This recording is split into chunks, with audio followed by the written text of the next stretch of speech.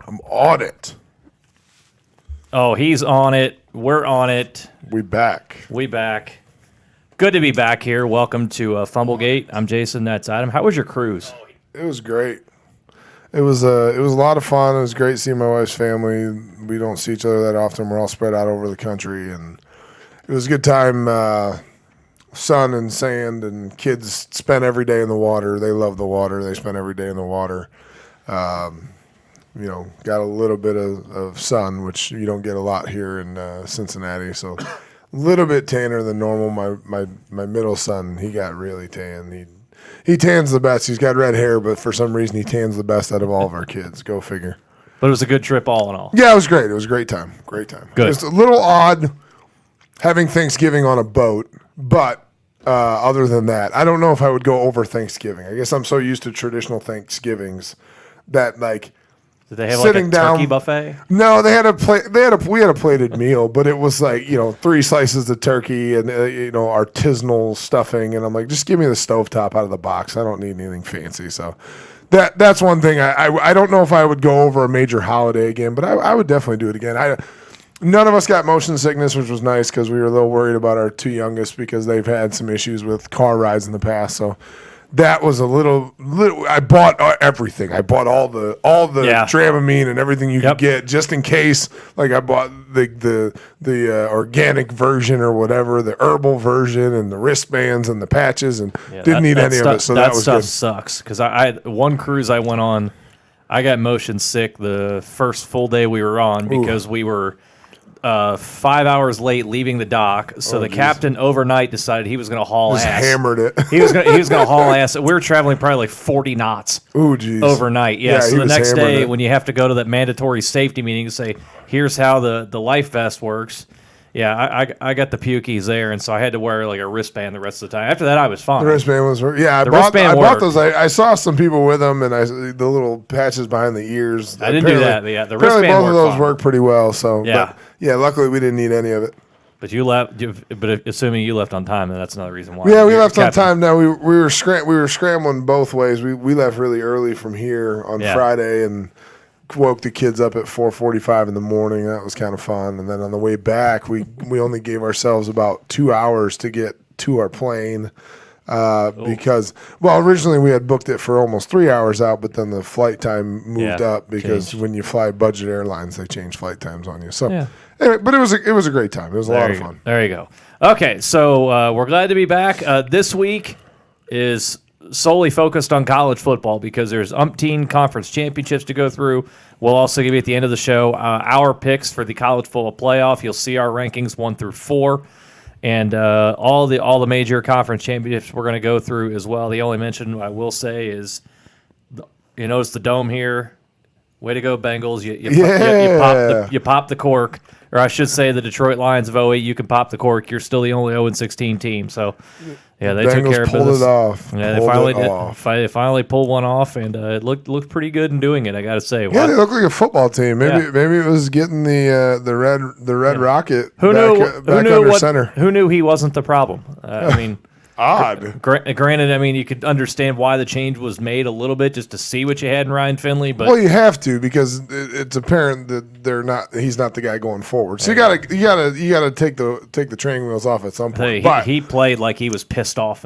Good for him. Too. He was firing stuff all over the place. He's fighting to find a new job, so he's got to put up some good film before he goes to get a new job. So. Okay, so that's our foray into the NFL for this week. Next week we'll get more heavy into the NFL because college football will be a lot quieter. Except for the Army-Navy game, which will come next week. And which we always talk about. Navy has released, they're wearing some new sweet-ass uniforms. Oh, they got theirs out already? And custom-painted helmets. God, I love the military helmets. They've just put out that this morning. They're badass. Go find them on the Twitter. I think it's like at Navy Football or Navy_football or Navy FB on Twitter. Something to that effect. The helmets especially are badass. So go check those out. So we'll talk about the Army-Navy game in detail next week because, he's pulling them up right now to see him for the first time. Oh, those are sweet. Check out the helmet. Oh, those are awesome. Yeah, the helmet is that's spectacular. So badass. Yeah, custom painted, the whole deal, and hopefully Army comes out with something badass. You know they will. Oh, they will, of course. That's absolutely. Great. So we're going to start off the show, actually, in a way to welcome you back. vacation, family time, all that kind of stuff. Let's keep the good vibes going and let you dump on some kickers. Yeah. We're kicking off the show this week with the Fumblegate Fatty Kicker of the Week, and I missed a week's worth, but you made up for it. They didn't disappoint this past weekend. So this week we got plenty of them, and the beautiful part about kickers right now is now you're costing your teams opportunities that when you go into the lower levels, they're in the playoffs already. So kickers missing kicks are costing their teams the end of their seasons. Basically, all of these today had implications at some point. Not every single one of them, but most of them did. But we'll start out with the obvious one. Alabama's Joseph Bolovas misses from 30 with 2 minutes remaining. They end up losing to Auburn 48-45. Knocks them out of the playoff. Like they can't. There's no path back to the playoff now. When they, I like how they dropped to 12. Auburn's at 11. They dropped to 12, and somebody put on the interwebs that's because you had 12 men on the field. Well, you saw the play, right? That got the 12 men on the field. Yeah. Auburn lined up a punter at wide receiver, and it had the rest of their offense on the field. So Alabama didn't know what to do, so they sent their defense out, but they already had a return man back. He stayed back. And then afterwards, Nick Saban cried and bitched and complained that I thought that was pretty unfair play. Shut up, Nick. You just got beat, Nick. Shut up, Nick. You got outsmarted. Other thing of note, speaking of Nick Saban, his teams have missed 101 kicks in the last 13 seasons. They've only had one season over 80% field goals, and that was 2008. Most of them below 75%. They had a couple 76%ers in there. A couple seasons below 70. They had some 66% seasons. I don't get it. That's the Achilles heel of Alabama. Apparently. It's hard to get how dominant Nick Saban has been there, and yet he's never been able to find a kicker. But when you win, I guess when you win most by 40, of the time it doesn't matter. When you win by 40, it doesn't matter. Yeah. But in close games like they had in the Iron Bowl. Maybe that's the part of it. He also knows is every year he's going to beat the shit out of whoever he's playing. So he's probably not spending a bunch of time on the recruiting trail looking for a kicker. It's not nor should come down to a kicker, I guess would be his argument. Anyway, what else we got? We also have Ole Miss's Luke Logan missed the game-tying extra point after Elijah Moore gets an unsportsmanlike conduct penalty for the dog peeing celebration, by the way, which I thought was hilarious. Until your kicker misses the extra point. They lose 21-20 to the Mississippi State. What is that, the Egg Bowl? Is that the what they Egg call Bowl. it? See, here's the thing there. Ole Miss had nothing to play for. Yep. So if they score the touchdown, they're probably going to go for two. If you get the 2-point conversion and win, you cost Mississippi State bowl eligibility. Their bowl eligibility. Right. But because he does the dog peeing celebration, and then the kicker promptly pushes it right. Stupid. The receiver clearly doesn't watch our show. Yeah, he would know. He didn't want to get his guy nominated, apparently. Yeah, he would. Well, he will also know. I better not make this harder on my kicker because he's extra points are hard enough for kickers, as you'll see here. Thank you. Texas State's Josh Rowland misses from 46, so they replace him with Alan Arana. He misses from 47. They lose to Coastal Carolina 24-21. The shot to clears. Yeah, go figure. Team award. Purdue's J.D. Dellinger misses from 39 to end the first half. They lose to Indiana in double overtime, 44-41. Is that the keg of nails? Well, we might have got the other one out of this one because I used Logan Justice on the other side, missed from 40, 43, and 26. The old trained monkey range miss, 0 for 3 in the game, but his team still ends up winning 44-41. Jeff Brom's about to get canned. Yeah, he might. There's going to be a lot of, and we'll talk about as they shake down, where there's going to be a lot of movement in college football for head coaches. Nevada's Brandon Talton misses from 29, trained monkey range again. They end up losing in overtime to UNLV 33-30.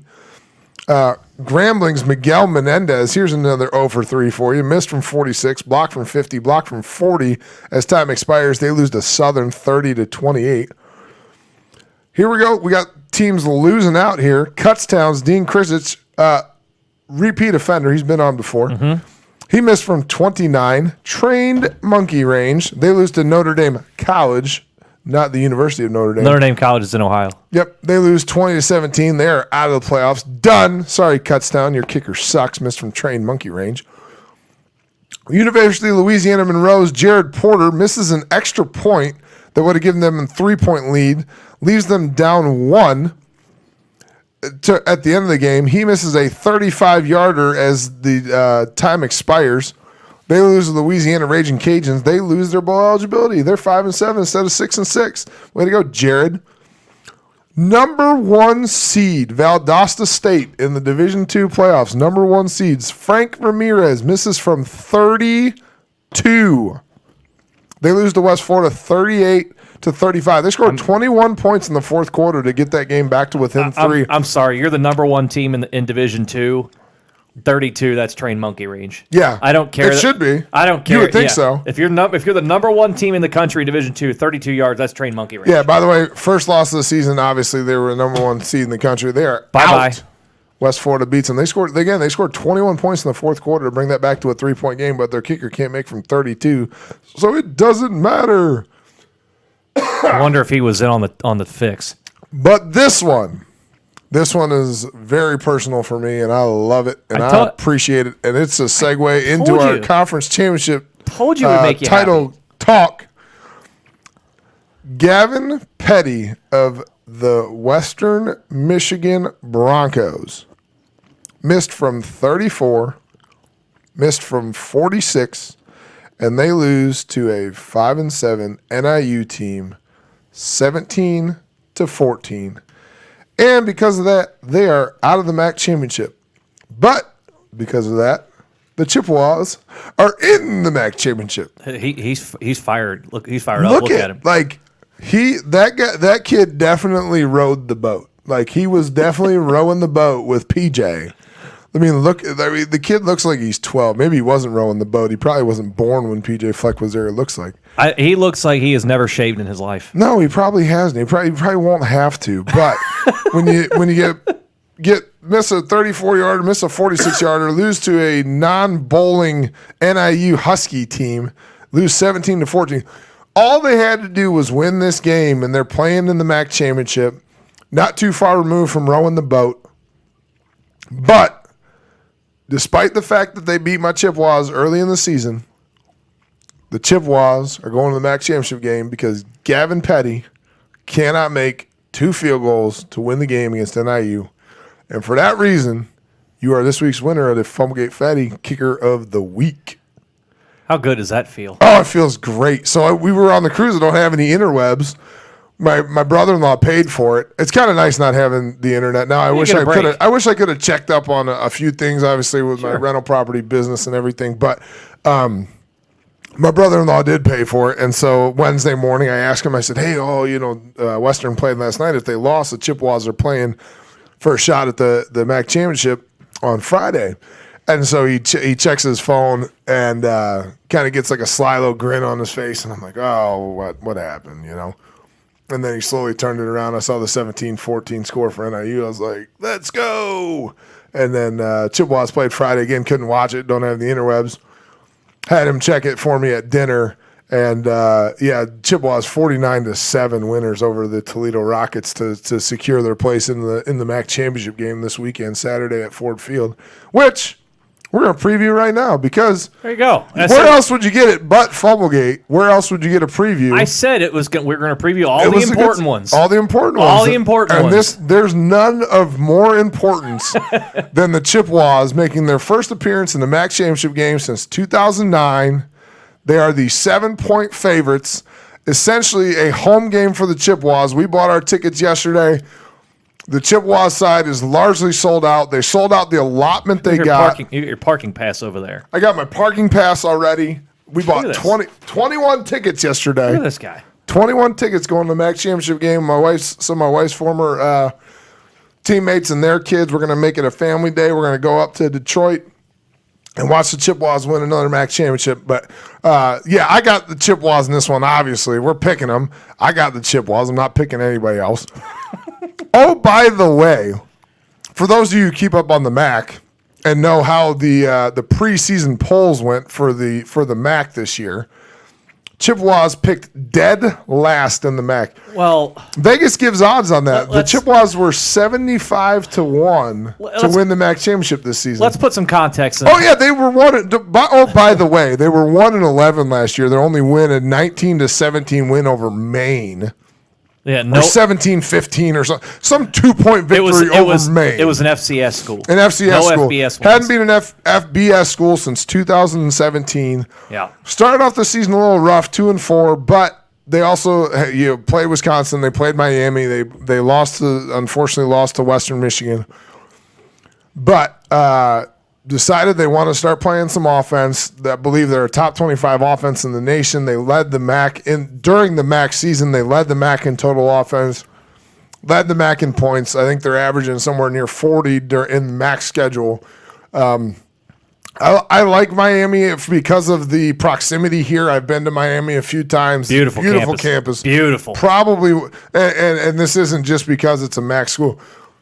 Probably one of the most beautiful campuses in the country. Absolutely. Not just like the area. Beautiful. Miami's campus is absolutely stunning. It is nice to see Miami getting there because for a number of years, I mean, since Ben Roethlisberger was there, Miami's been a doormat.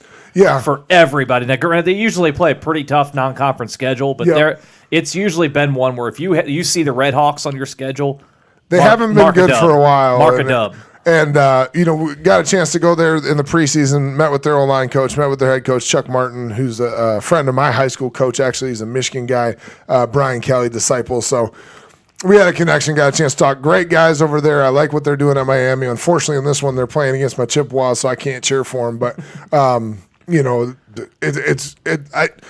do think the Chippewas are a better team. This isn't just me being a homer. I think the Chippewas offense largely going to be offense versus offense, and I like the Chippewas offense a lot more than I like Miami's offense right now. Miami gives up more points than they scored on the year. They're giving up like 29 points a game, and I like the Chippewas here as well. And here you go. You'll see our names underneath each team's as far as our picks go. Underneath there, that's who we pick. Miami also scares me a little bit because 2 weeks ago they beat 0-12 Akron by 3. Yeah, and then they shut it down. Once they sealed their half of it, they got bludgeoned last week. Now it's a trap game because you already clinched your spot. Yeah, it means nothing. They're not coming in hot. Chippewas put up 49 on the Rockets, which was a good look for them. Chippewas 142 points over the last 3 games. Yeah, they don't suck right now. They're scoring points, and unfortunately, this probably means it may be the 1 year tenure of Jim McElwain at Central Michigan already being rumored for the Missouri job.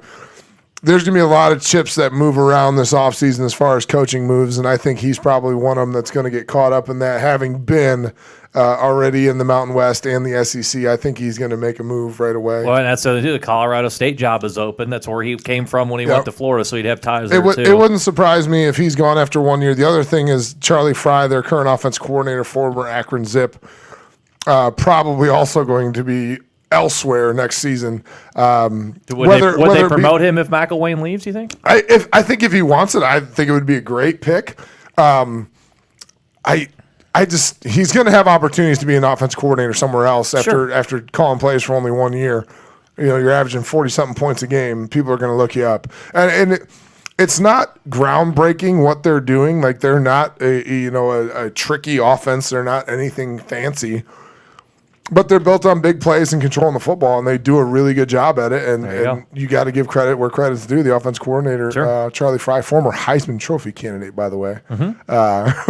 Boy, I wonder if Akron, if they decide to make a change there, would back the truck up for him. I would. I mean, he's probably one of the most successful football players to come out of there. It's pretty darn hard also nowadays to go 0-12. Yeah, like 0-12 is difficult now. Right, and the thing is, Akron's closest loss was against Miami a couple of weeks ago, 20-17. So he doesn't do scores. I like to do scores, and I say Central Michigan wins comfortably. I know the spread is 6.5, 7.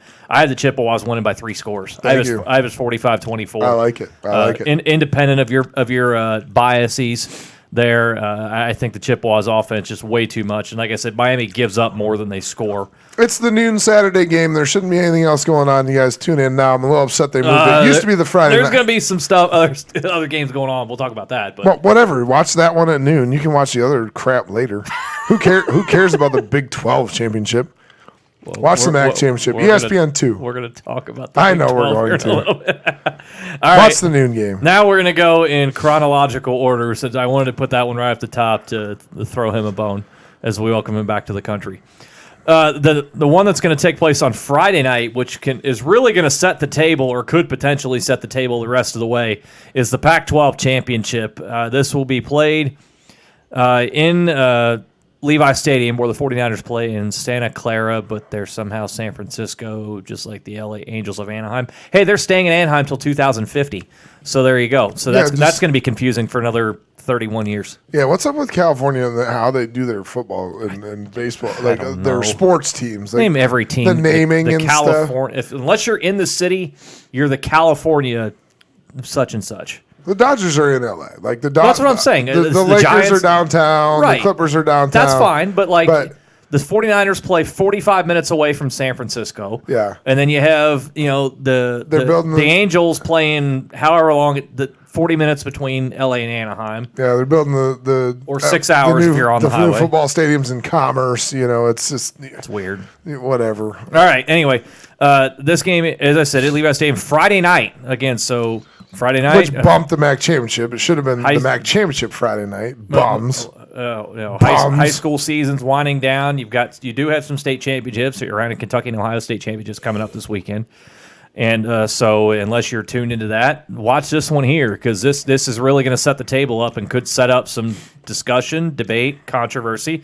Playoff implications. Absolutely. So Utah is the shot for the Pac-12. They have to win if the Pac-12 wants any prayer at the championship after Oregon laid an egg or really just sucked against Arizona State. I thought that one would be close. You remember a couple of weeks ago. You did make mention of that, but when I did mention, I thought it was going to be close. I thought Oregon would do enough plays and they score enough, and they scored it in the fourth quarter to make it interesting, but it was never really that close.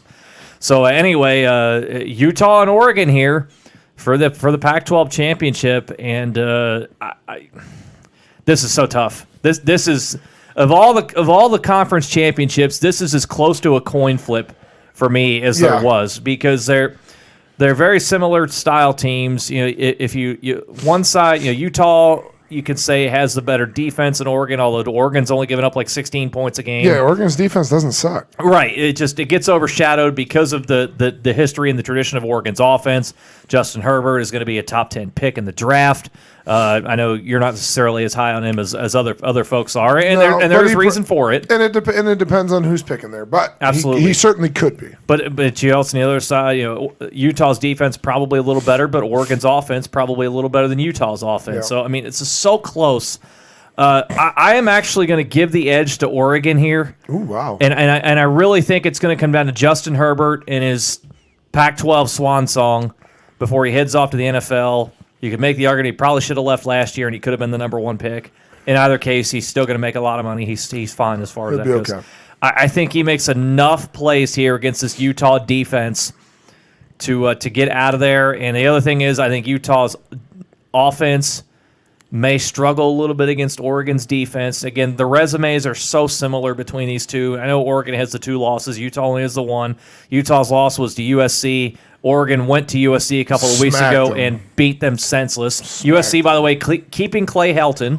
Yeah, so shocker there. Pretty big surprise there. Yeah, that Clay was Helton a big shocker. Keeps the job there. So, but I think Oregon beats Utah here and technically upsets them because Utah's about a touchdown favorite. Yeah. And that clears it open for potentially the winner of the Big 12 championship to get into the playoff. So, we're going to talk about that here in just a second, but I got Utah winning this one.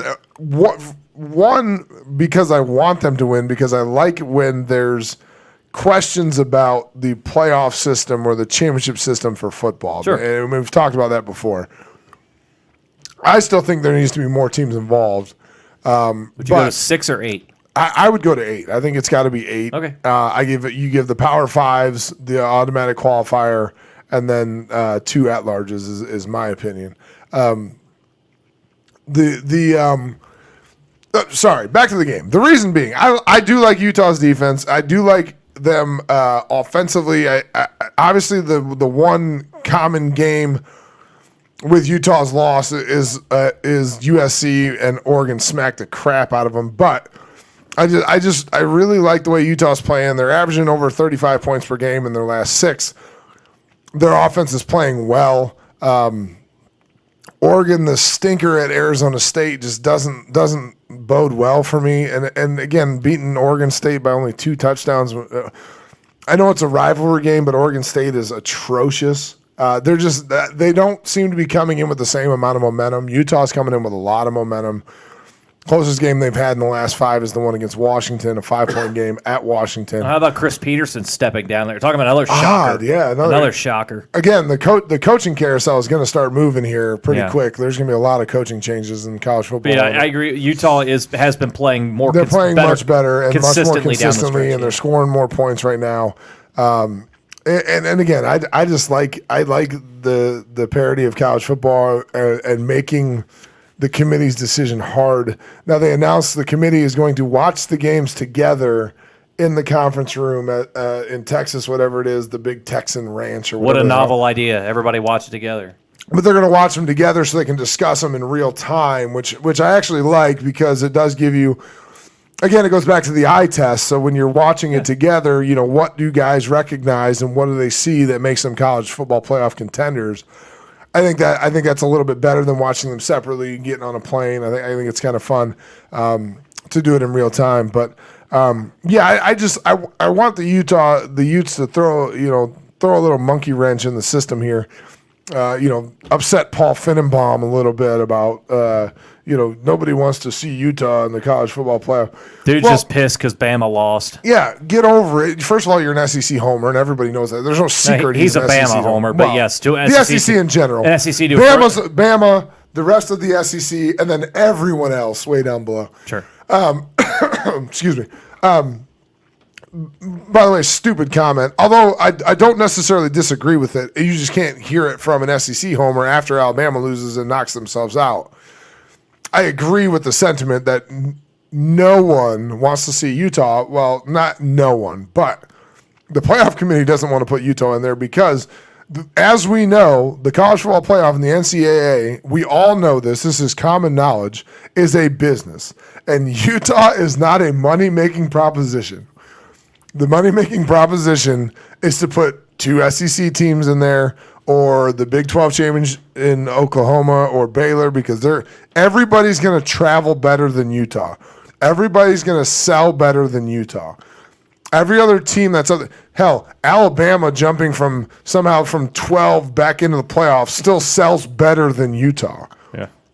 So he has a point, but Paul Feinbaum, idiot. Stop talking about it just because Alabama lost. Get over it, you bum. All right, here you go again. We have split on this. Adam is going with Utah just to have more intrigue, and I think they're playing better. I think they are playing. They're more consistent the last month or so, and we'll see if how that throws, or if it throws a monkey wrench into our college football playoff picks. That's going to come up at the end of the show.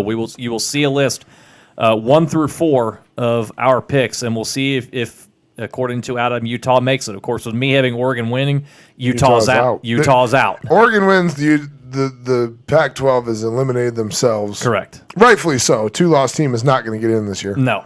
All right. So if it goes my way and Oregon wins, as I said, it'll clear the way more than likely for the winner of the Big 12 to get in. Number 6 Oklahoma, number 7 Baylor. This is at Jerry's World down in Arlington, Texas. So you'll have a big old huge stadium. Should be hopefully a 50-50 crowd because Waco is not that far from Dallas. I think it's like a 90-minute drive from Waco to Dallas. Obviously, fans from Norman, Oklahoma, they'll flood into Texas. Yeah, it'll be a packed house That should be a good one there, too. I don't see a snowball's chance in hell that Oklahoma gets down 28-3 again and has to rally. No. I'm sticking with Oklahoma here. Just too much talent across the board. Baylor has been a heck of a story, and Matt Rule, get yourself paid, sir, whether it's an extension at Baylor or you start talking NFL teams. Hell, call Jerry Jones.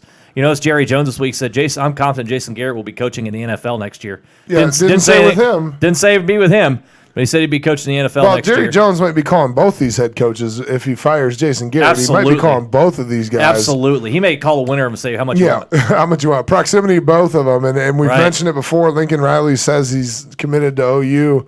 But if Jerry comes calling, Jerry writes checks.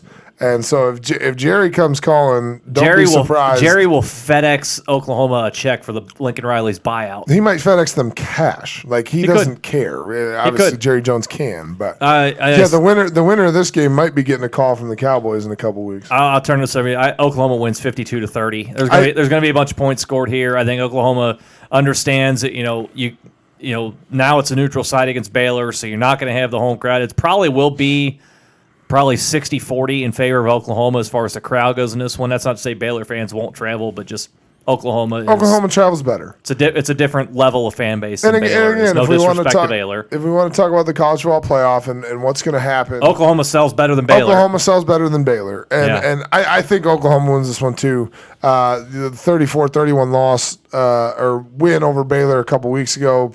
Again, they're not going to dig themselves a hole this time.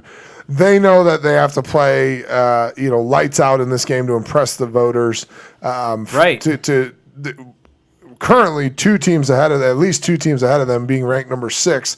They have to jump Utah. Now they'll know where they stand with Utah. If Oregon wins, like you mentioned, they know that they're obviously going to pass Utah, but they still have to convince voters to get into that number 4 spot. And we're going to talk about why here in a second when we get to the SEC championship. They have to convince the committee that they're worthy of the number 4 team, and they're going to have to do that by beating Baylor again. The resume looks okay on paper. Win over at the time number 11 Texas, who's now 7-5, doesn't really look that impressive anymore. Now, having beat Baylor twice, once when they were 13th, now it would be their 7th is going to look pretty good. But then beating 21st Oklahoma State, so in theory they're going to have 4 ranked wins. Only one of those teams is still going to be ranked, but their resume looks okay. Their resume looks okay, but that one loss just doesn't look good. At Kansas State, the 7-point loss at Kansas State, not looking great on the resume. But they're going to have the playoff committee sitting together. They're going to have to convince them, hey, we deserve that 4 spot in the playoff, and the way to do that is to have a big showing in the Big 12 championship game. Yeah. I think that's why they do. I think I don't do the score thing, but I think they have a good showing here. I think Baylor far, far, far exceeded expectations this year. No one put them in the Big 12 championship game. I think it's a great story, but I think Oklahoma is just the success and Jalen Hurts and the way he's playing right now, the offensive numbers he's putting up. Oklahoma, they're gonna get it right and put up some big numbers to show the committee that they deserve that number 4 spot. Let's move on. So if that comes to pass, your predictions, you have Utah and Oklahoma winning. So we're going to talk about it here in a little bit. Again, will that play into Adam's top 4 rankings at the end? We'll see, because it also depends on the SEC championship, which we will talk about here in just a moment. But first, another bowl game a conference championship game that's being played at the Liberty Bowl. This will determine more than likely who is the group of 5 representative that goes to the Cotton Bowl. Cincinnati at Memphis. Again, last week's game between the two was to decide where this week's conference championship would be played. Yeah. So Memphis won, so they're playing the same team at the same place. Yeah. It's just so run that's it back. Fun. That's cool. Let's just run it back. That's cool. Old schoolyard. Run it back. Let's do it again. Run it back. The other one that could come into play, if Cincinnati wins, Boise State is ranked 1 spot ahead of them at 19. So if Boise wins their conference championship and Cincinnati wins this one here, Boise could theoretically step in. Boise plays Hawaii. And Hawaii's got a 9-win season. 9-4. They seem to constantly do, but is it going to be as impressive? So, and the other thing is from Hawaii is you got to go onto the mainland to play this one. So you don't get the 7 home games like you normally do. That's going to be a tough one for Hawaii. So, assuming Boise takes care of business, Cincinnati's probably going to have to. They got to win, but it would be a good revenge to get past Memphis and take care of business here. It tightens up the resume a little bit because it avenges one of your losses, the other one being to the number 1 team in the nation. Exactly. Right now. And so I think for that reason, if Cincinnati wins this game, I think they would jump Boise. I think they can to move in. It's going to be a 2-loss versus a 1-loss, assuming Boise wins. It's going the better resume overall, I think, goes to Cincinnati. Cincinnati does have the better resume, I think, in my opinion. I think so too. I'm a little surprised. You see the number. I'm surprised Memphis is giving 9.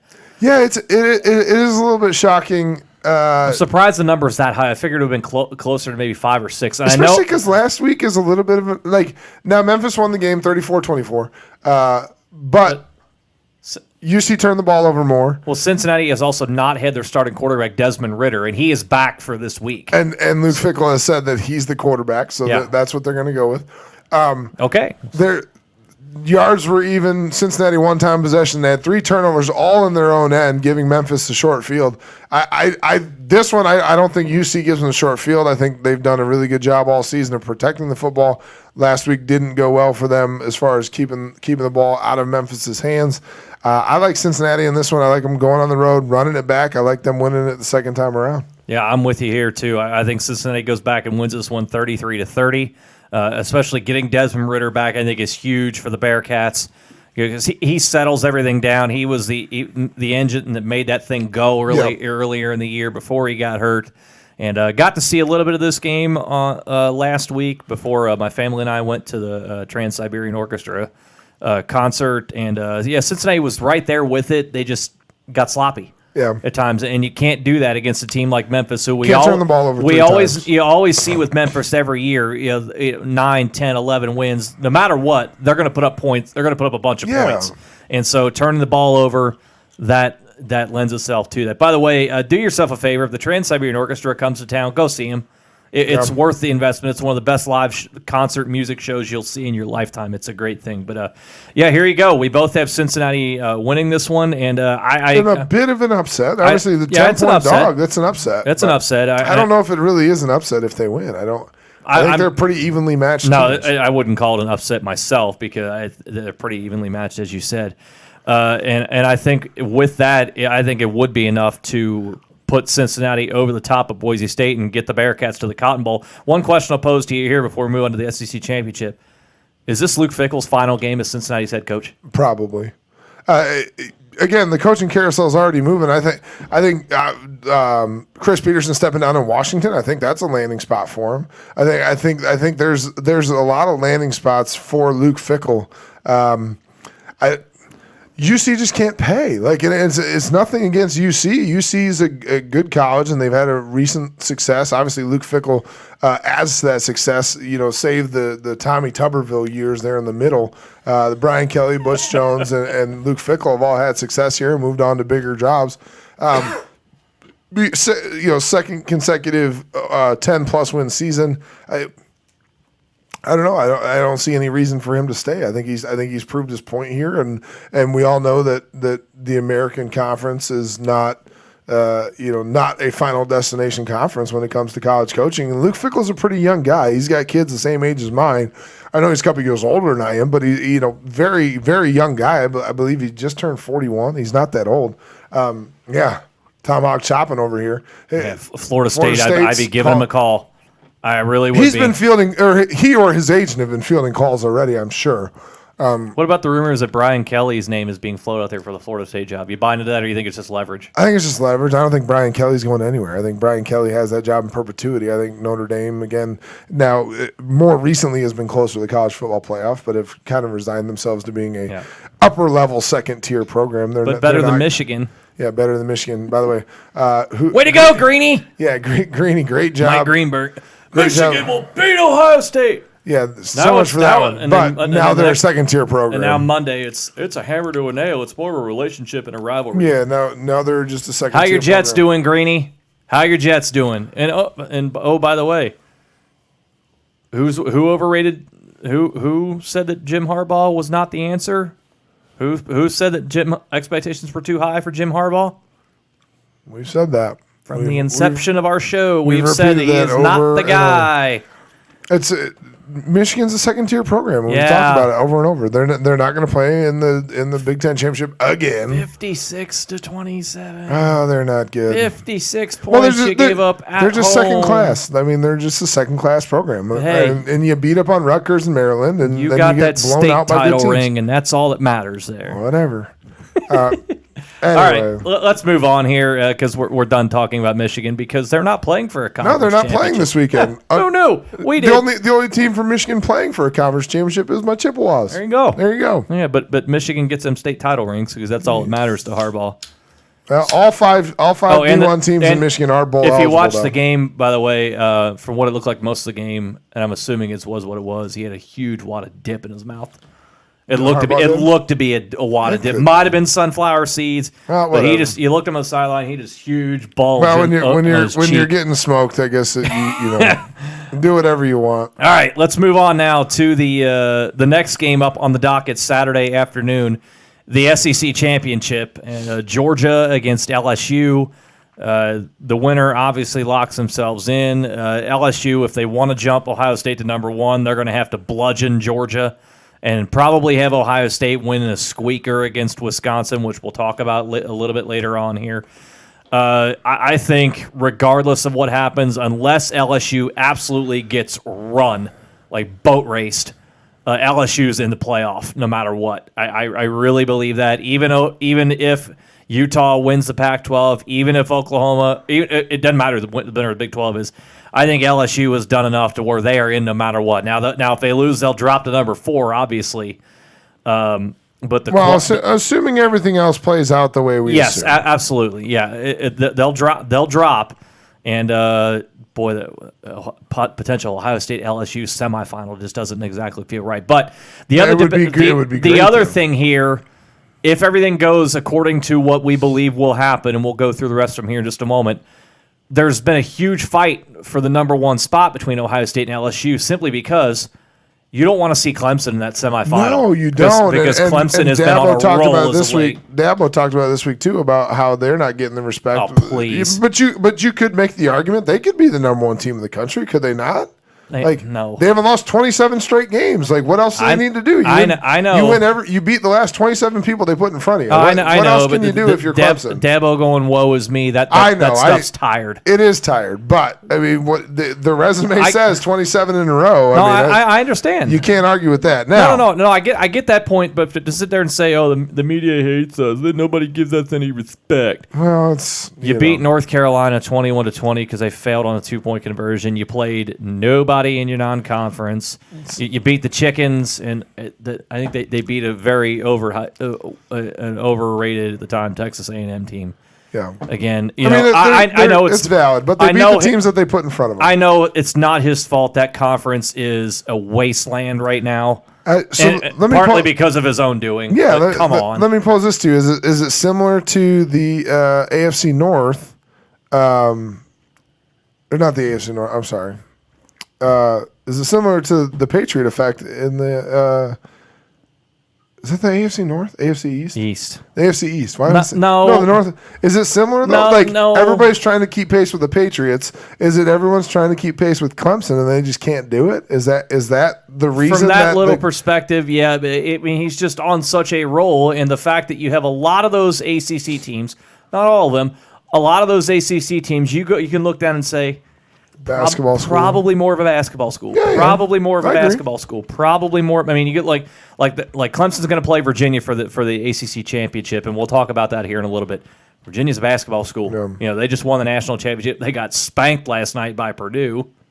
When you want to try and win games 41-40, that's going to happen. They got drugged.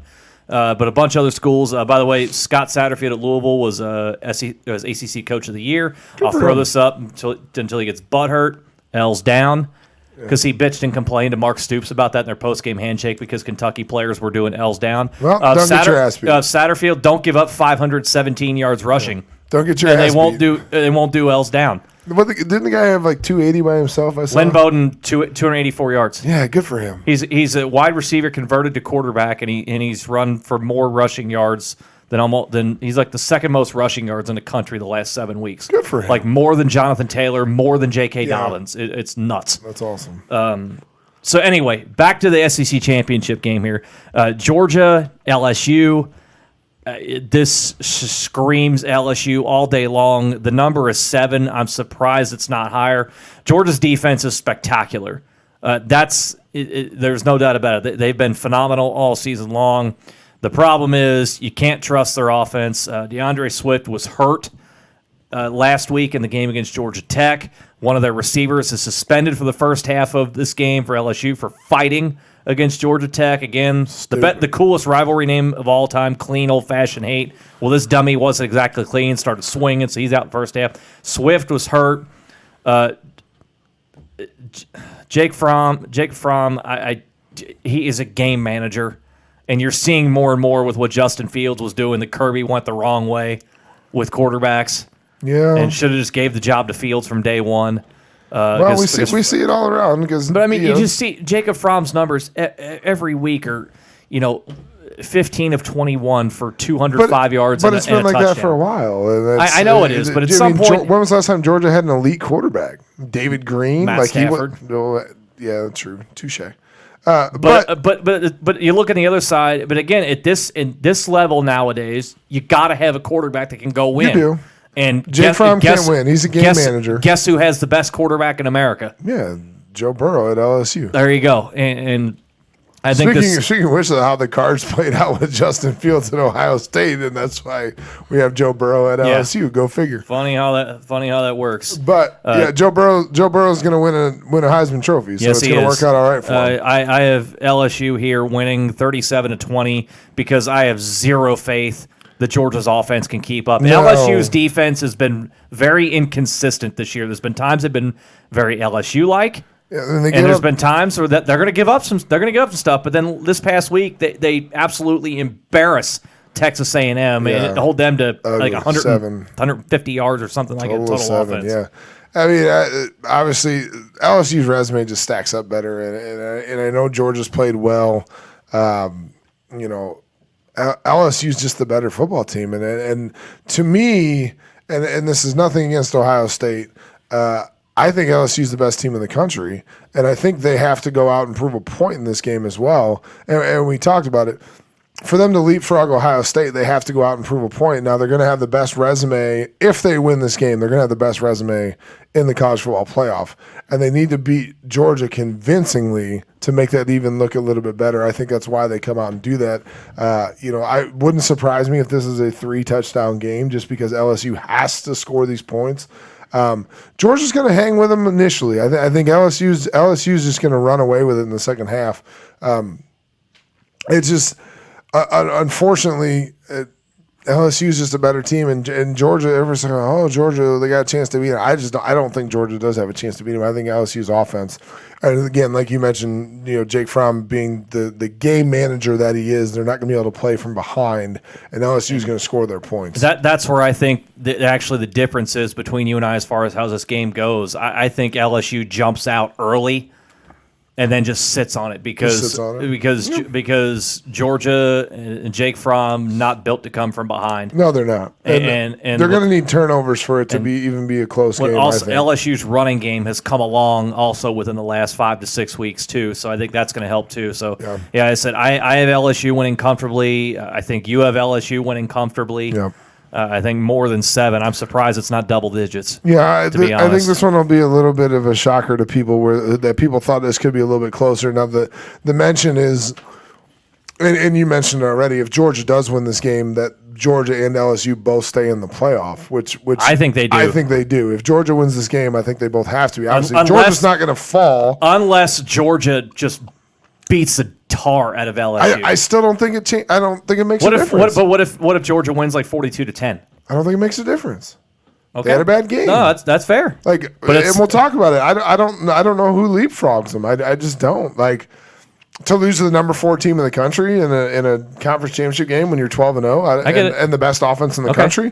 There you go. The eye test still puts LSU in over Utah or Oklahoma, like we've talked about. Okay, so there you go. So LSU wins this one here. Let's go ahead and go to the ACC championship game. This is Clemson all day long. This is will they cover? Clemson, you can see here that the number's 28.5. Yes. Do they cover? For a conference championship, yeah. I got them covering this one. Because I'll give you a number because I like doing a score. Is I say Clemson wins 45-12, and this game's over at halftime.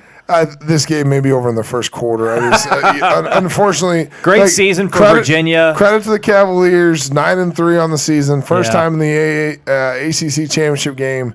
Not going to end well for them. And again, Same thing, Dabo feels like they're being disrespected, and they're going to come out and try and prove a point. The jostling in the top three now, assuming all three of them stay undefeated, there's going to be a little bit of discussion. I don't think, assuming LSU and Ohio State both win, like we already mentioned, I don't think there's any way that Clemson goes anywhere. I think they stay at 3. Top three is not going to change. The only discussion to me becomes between LSU and Ohio State.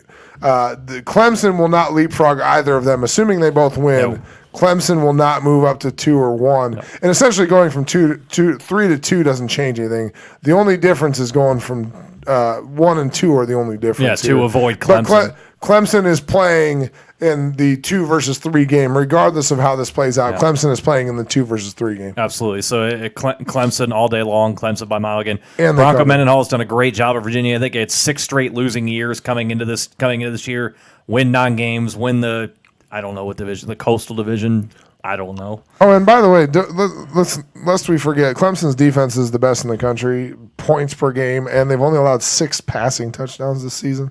Like, Clemson's defense doesn't suck. Now, the ACC is not great, but Clemson's pretty daggum good. They're gonna be all right. I would not want to play them in the 2v3 game. No, that's why there was such a debate between 1 and 2. Whoever gets number 1 avoids Clemson. Yeah, they get to play the 4th ranked team, who we'll talk about here in a second. Clemson's defense is almost as good as Kentucky's. Speaking of number 1 seed, does Ohio State hold on to their number 1 seed by beating Wisconsin? The night game, the last conference championship game, Saturday night, 8:00. Does Ohio State keep the number 1 ranking by beating Wisconsin? Oh, yeah. This is Buckeyes all day long. We thought earlier in the year the way Wisconsin, just took Michigan behind the woodshed and tore them apart. That Wisconsin could have been a player in the playoffs. That turned out not to be the case. They did a really nice win last week over Row the Boat, going into Minnesota in the driving snow and just taking care of business. In that game, beat Minnesota handily. By the way, credit to PJ Fleck for taking the entire loss on him. By the way, I respect PJ Fleck. I'm not exactly happy about what he did with Row the Boat at Western Michigan, but respect for PJ Fleck for taking that entire loss on him. That's a really good Quick credit to Minnesota too. By the way, 10-2 doesn't suck. No, of course not. That's a big improvement for them. So they're going to get a nice bowl game. Yeah, out of Minnesota's going to be all right. And again, moving chips. PJ Fleck might be moving. He just get a new contract, upped his buyout to $10 million a year. PJ Fleck is going to be in a lot of people's radars, and we'll talk about coaching changes as they come up. But PJ Fleck's going to be one of those that probably on the move as well. This championship game here, this is the same story as when they've met before. It just too much on both sides for Ohio State. Wisconsin can't play. I have Ohio State winning 42-21. The one thing that also stands out here for me too. Jonathan Taylor may actually crack 100 total yards in his career against Ohio State. Yeah. He's played 2 games against Ohio State, one this year, one 2 years ago. 35 carries, 93 yards. Yeah. Ohio State's defense doesn't 2.6 yards per carry. And yes, Chase Young got the rust off against Michigan. Yeah, he did okay. He did okay. They when they weren't tackling him around the waist, Michigan kind of kept him in check, actually. I was surprised when I was watching that one. It didn't matter in the end, of course. But this is Ohio State all day long. The number is 16.5. I obviously have Ohio State higher. I think covering that one too. You do? Yeah, I think they cover it. There you go. Wisconsin can't get into a shootout with these guys. And no. That's what it's going to be. Ohio State's going to score points. The nation's leader in points per game. They're averaging 49.9, almost 50 points per game. Biggest margin of victory in college football. They're winning by an average of 38 per game. Wisconsin cannot get into a shootout with anyone. Certainly not a team as explosive as Ohio State. I think this one gets away from Wisconsin early. The only chance they got is some turnovers, but just team speed and just the explosiveness of Ohio State.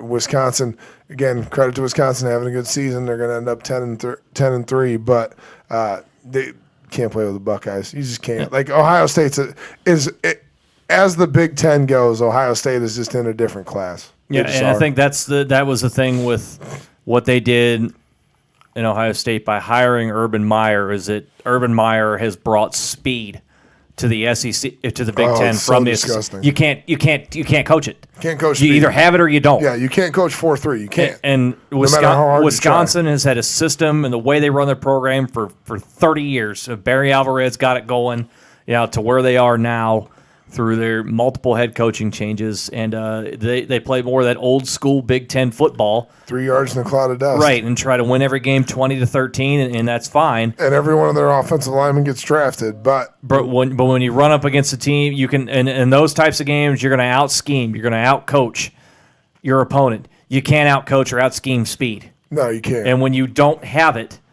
it makes it very tough sledding. So we're both in agreement there. Ohio State over Wisconsin comfortably. So here you go. Let's recap our conference title picks. Then we'll show you our top four, and there'll be a little interesting bit here at the end because of it. Here you go. The most important one, the MAC championship. Fire up Chips.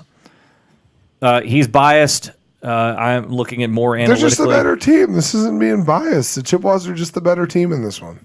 He's not biased, but they're the better team. They are. I got a 6-pack of beer coming after the Chippewas win. I'm not surprised. And you Can't got your parking pass over there. You're ready to go. Yeah, I gotta actually get some more bets in. I got a couple. Our head coach at Turpin is a Miami grad as well. I got two coaches I coach with that are Miami grads. There you go. I got to get another 6-pack out of this one. So the less important games now, the ones that actually affect the national championship. Here we go. Yeah, I know you don't care. Whatever. We're split on Utah and Oregon. Adam says Utah wins and keeps their hopes alive. I say Oregon beats Utah and eliminates the Pac-12. You almost wonder if somebody's gotten in Oregon's ear, or maybe the Pac-12. The Pac-12 conference is rooting for Utah, no doubt about it. 100%. They want the check. Yeah, let's get that money.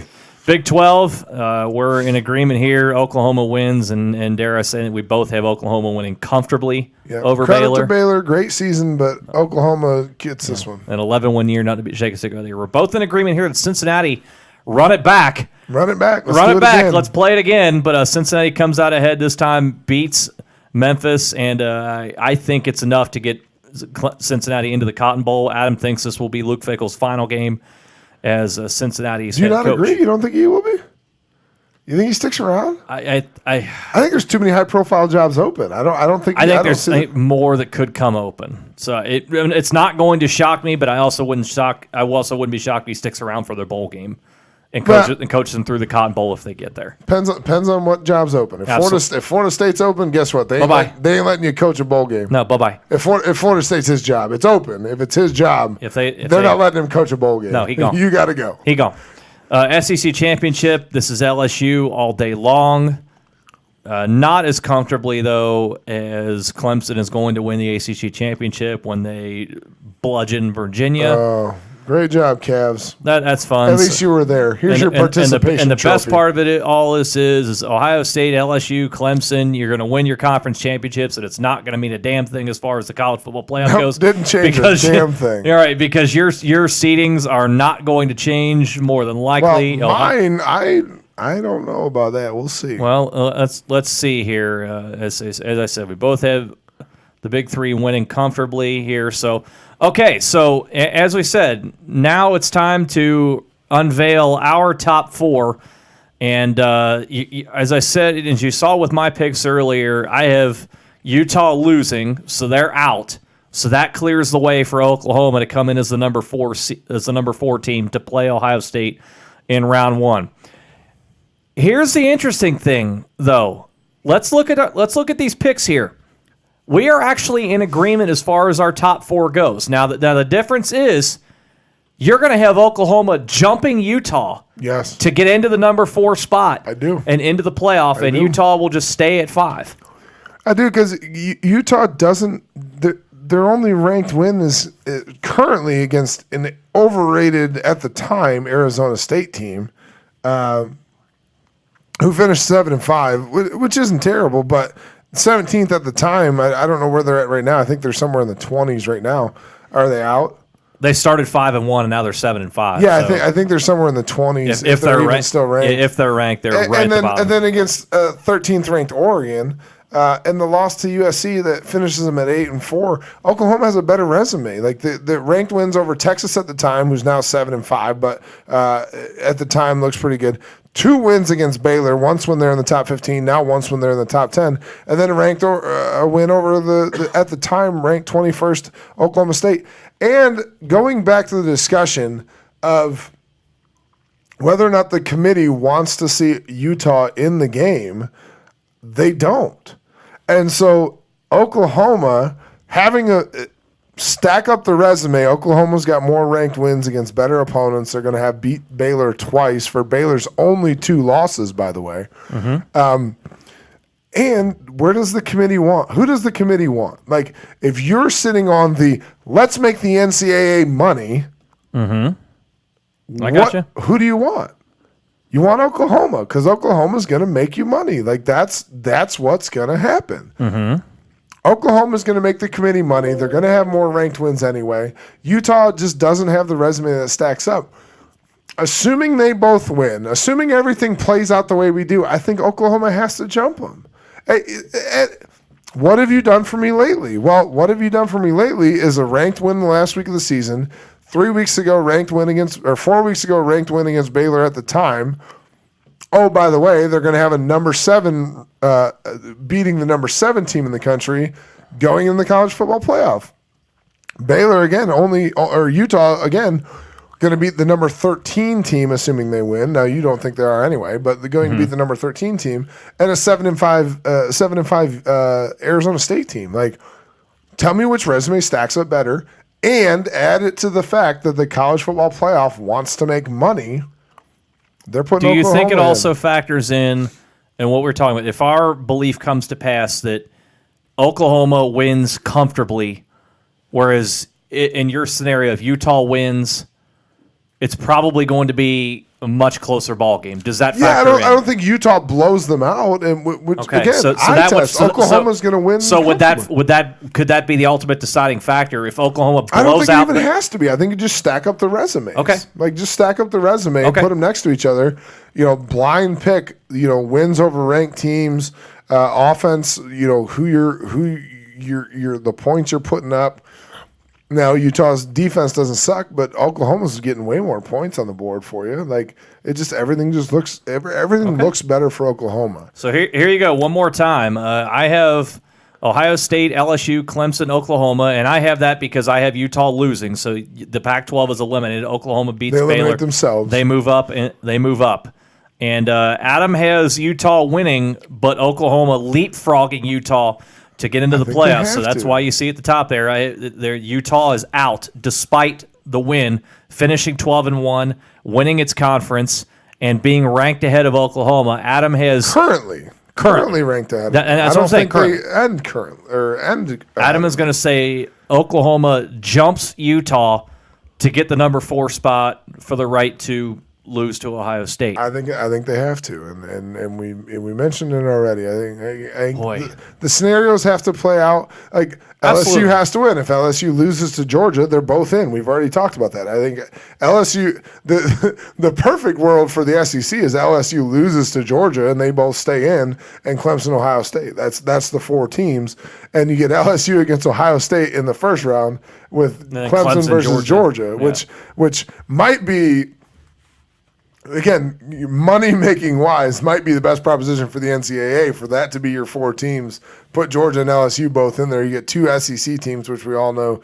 SEC. By the way, it's stupid. You agree? I'm an SEC guy. I'm an SEC alum. It is stupid. That's stupid. Because you don't see Michigan rooting for Ohio State. No. Big Ten. No. Big Ten. No one else from the Big Ten wants Ohio State to win the national championship. You don't see Miami or Florida State going with Clemson. ACC. No, ACC. They don't. You don't see Texas going Big 12. No, it's Stop it. Stop it, SEC people. Stop it. It's not cool. It's not funny. Those not clever. Those damn commercials that they run on SEC. Like the ESPN's built it up as its own thing. It's ridiculous.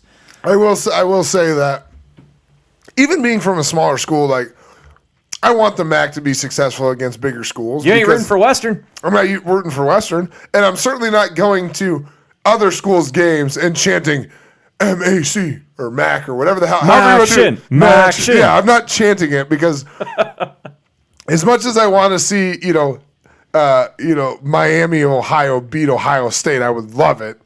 I'm not like actively at the game screaming Maction, but the SEC in every bowl game, if they win, they play some bowl game in Florida, and some Florida fan goes because he gets free tickets from the credit union that he's a member of. He goes to the game and he starts chanting SEC just because Ole Miss is winning the game or whatever.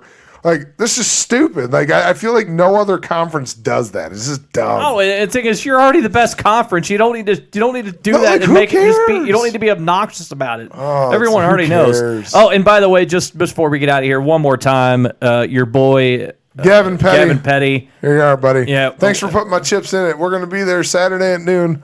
Can't wait. Watch Chips bring another match. Chips. And, by the way, the uniform. Oh God, the shit and piss uniforms, the poop and pee. Like, no, go ahead. By the way, just remember the gold on their uniforms, which isn't even that gold, used to be like a true like not mustard. It was like darker than mustard yellow. It looked like what's left behind in the toilet after you're done. Like, that's what their colors used to be. Now they didn't get rid of the shit color. They still got the brown. They did change the yellow to a gold, but there's nothing endearing about being a Western Michigan Broncos fan.